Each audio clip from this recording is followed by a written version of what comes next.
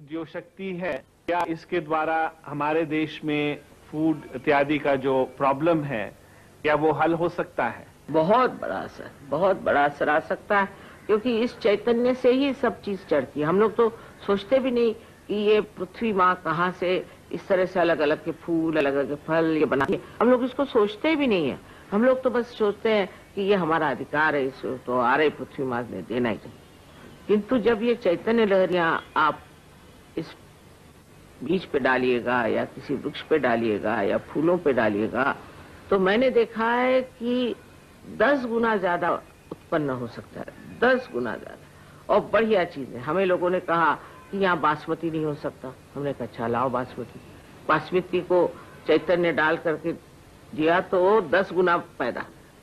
इतना बड़ा सूर्य का फूल निकला, इतना बड़ा सूर्य का फूल निकला। वो कलेक्टर को दिखाया, पेपर में आ गया। हमारे जो सहयोगी है उनके घर आप जाके देखिए, उनके खेतों में जाके देखिए तो उनके खेत हरे भरे हैं। इतना ही नहीं, उनके जो सब्जियां लगी सब कुछ बिल्कुल फर्क। और फिर वो हाइब्रिड सीड नहीं लेते, नॉन हाइब्रिड।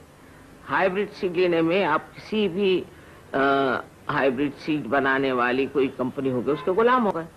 पर ये तो नॉन हाइब्रिड सीड।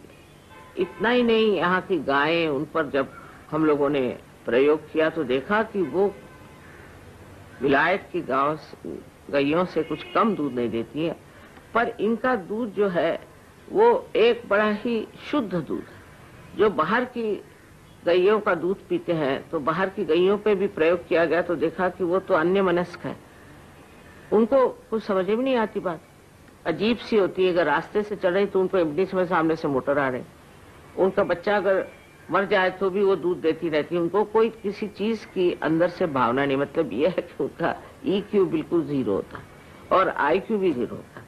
ऐसे लोग, ऐसे गायों का दूध पीने से हम लोग का भी वही दशा हो रही है, क्या फायदा। तो ये सब चीजें बदल सकती हैं। और ये दैवी जो चीज है, इसका जो आशीर्वाद है इस देश के लिए विशेष रूप से मिल सकता है, क्योंकि ये देश योग भूमि है। यहाँ बड़े बड़े महान लोग हो गए और उन्होंने अपना यहाँ खून बहाया, वो सब